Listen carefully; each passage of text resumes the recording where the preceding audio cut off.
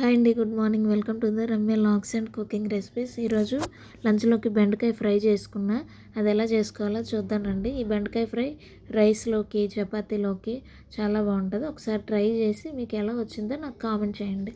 ముందైతే 3/4 కిలో బెండకాయలను తీసుకొని క్లీన్ చేసుకొని ఇలా చిన్న చిన్న ముక్కలుగా కట్ చేసి పెట్టుకున్నా. అలాగే వెల్లుల్లి, ఒక 2 మీడియం సైజ్ ఆనియన్స్, 2 పచ్చిమిర్చి, కరివేపాకు పక్కన పెట్టుకున్నా. ఇప్పుడు కడాయిలో కొంచెం ఆయిల్ తీసుకొని ఆయిల్ వేడయ్యాక ఆవాలు, జీరా, పల్లీలు, అలాగే వెల్లుల్లి, పచ్చిమిర్చి, ఎండుమిర్చి ఇవన్నీ వేసుకొని ఒకసారి గరిటెతో కలుపుకొని ఇవి కొంచెం ఫ్రై అయ్యాక ఆ ఆనియన్స్ కూడా ఇందులో వేసుకుంటున్నాను. ఆనియన్స్ ఒక 50% ఫ్రై అయితే చాలు, ఎందుకంటే ఇవి బెండకాయతో పాటు మళ్ళీ ఫ్రై అవుతాయి కనుక. ఇప్పుడు కరివేపాకు వేసుకున్నాను.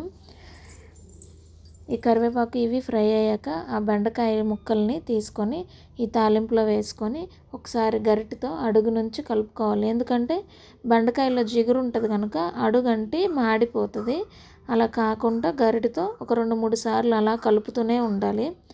కలిపిన తర్వాత కొంచెం సాల్ట్ అలాగే పసుపు వేసుకొని మరోసారి గరిటెతో కలుపుకొని ఈ బెండకాయలు బాగా ఫ్రై అయ్యేంత వరకు ఉంచాలి.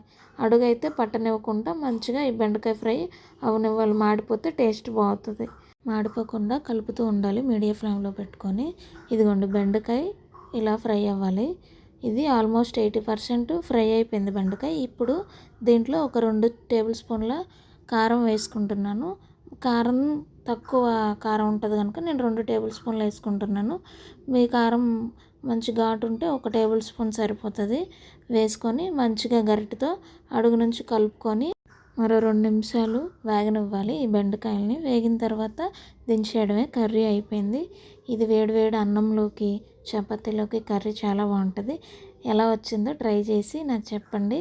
అలాగే వీడియో నచ్చినట్టయితే లైక్ చేసి, షేర్ చేసి, సబ్స్క్రైబ్ చేసుకోండి. Thank you.